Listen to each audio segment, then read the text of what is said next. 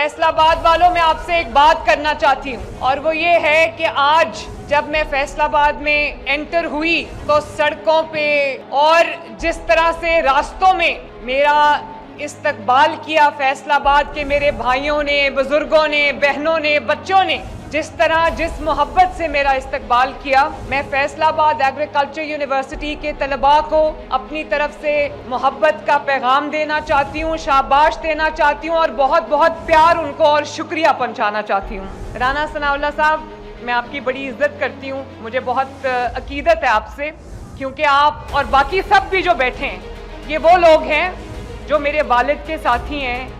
मेरे वालिद के ऊपर जब बुरा वक्त आया तो सारे एक सीसा पिलाई हुई दीवार की तरह, बयानुल मरसूस की तरह खड़े रहे मेरे वालिद के साथ, पार्टी के साथ। मुझे वो दिन याद आ रहा था जब आपने कहा कि अगर जब आप जेल में थे और आपको कोर्ट लेके जाया जाता था तो आपने वो शेर वाला मास्क पहना हुआ था और आपने कहा कि अगर मैं नवाज शरीफ के साथ पहले 100% कमिटेड था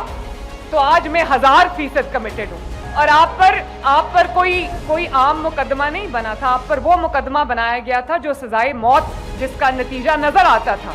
ऐसी सिचुएशन में इतनी बहादुरी का और कमिटमेंट का, डिवोशन का मुजाहरा करना, मैं आपको सलाम करती हूँ। पंजाब के अवाम की जिम्मेदारी अल्लाह ताला ने और पंजाब के अवाम ने मुझे दी है और मैं जगह जगह जो जाती हूँ, जिस तरह की मुझे मोहब्बत शफकत से पंजाब के अवाम नवाजते हैं राना साहब, मैं उनके हक के लिए अगर अपने खून का आखिरी कतरा भी बहा दूं तो ये कम होगा। पंजाब पे बात करोगे, मरियम नवाज शरीफ आपको छोड़ेगी नहीं। फैसलाबाद वालों, आप जानते हो